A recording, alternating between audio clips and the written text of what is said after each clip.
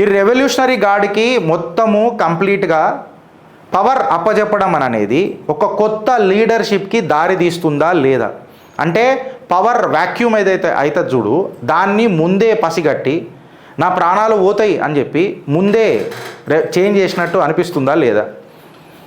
ఇప్పుడు revolutionary gourd అనేది ఒక సెక్యూరిటీ అండ్ మిలిటరీ వింగే కాదు, ఇప్పుడు ఒక రూలింగ్ బాడీ కాబోతుంది ఇరాన్లో ఈ డెసిషన్ తర్వాత. ఇప్పుడు ఇది ఏం చేస్తుంది అని అంటే, ఏవైతే డెసిషన్ మేకింగ్ స్కిల్స్ ఉంటాయి చూడు, ఇప్పుడు ప్రజల చేతులకేని డైరెక్ట్గా గుంజుకొని మళ్ళీ తన చేతులకేని రెవల్యూషనరీ గార్డ్స్కి ఇచ్చి తన ఫండమెంటలిజాన్ని ముంగటికి తీసుకోవడా కాదా, అంటే సుప్రీం లీడర్షిప్ని మెయింటైన్ చేసుడా కాదా. ఈ డెసిషన్ ఏదైతే రెవల్యూషనరీ గార్డ్స్కి మొత్తం అథారిటీ ఇవ్వడం అనేది ఇజ్రాయెల్కి అమెరికాకు ఒక మెసేజ్ ఇచ్చినట్ట కాదా. ఇరాన్ మీరు ఎంత రెజిమ్ చేంజ్లు చేస్తానన్నా ఏం చేస్తానన్నా మా ఆలోచన మా ఆచరణ మారదు అని చెప్పి ఒక ఇరాన్స్ ట్రజెక్టరీ పాత్ చూపించినట్ట కాదా.